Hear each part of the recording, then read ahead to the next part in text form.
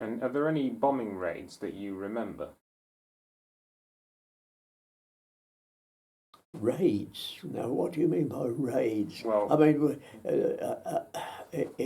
if you talk about sort of a Fokker Wolf coming screaming down at 0 feet and dropping a bomb and firing its cannon at the same time, I remember that. I remember. I mean, we. I was in at the time. I was in a mobile light anti-aircraft unit, and we got sent from Derby to Hull to a place called Paul, and we found there were two 3-inch 1914 ACAC guns, real old things, and we knew nothing about them. It was a question to get the book out and learn.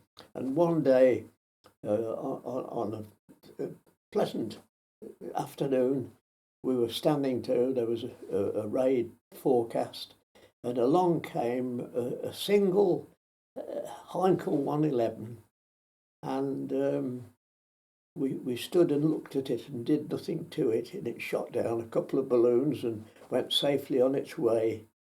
And we never fired a shot. And another day,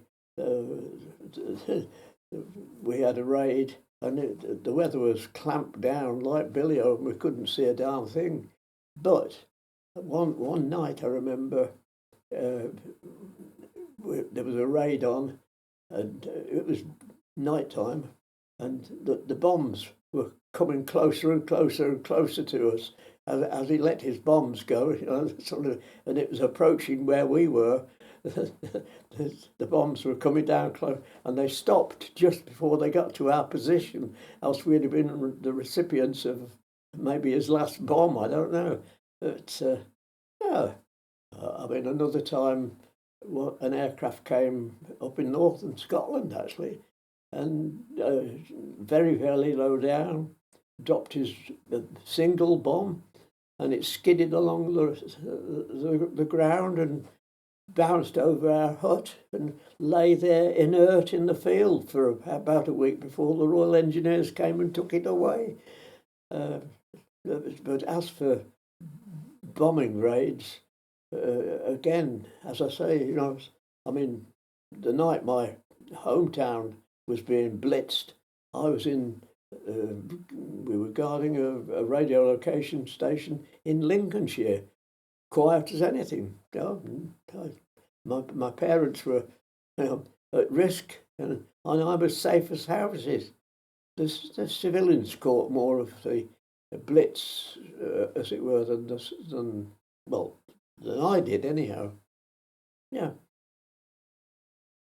And what else do you remember about being in anti-aircraft units?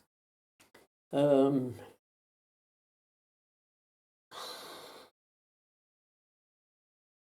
we were, as I say, I had, sort of 14 guys and a gun, and that was our little world. We ran it. I ran it, and the officers would come maybe once a week, or an officer, if only to give us our pay, and go away. We were very autonomous in that respect, as long as the work was being done, and when they came, we were all sort of proved to be efficient. That was it. Again, you see, I didn't belong to. I've never belonged to a big unit, ever. I mean, after the war, I certainly didn't belong to a big unit. The work I was doing was very specialist to one way or another. It's. I mean, even on the squadron, I really only knew the people in my flight, but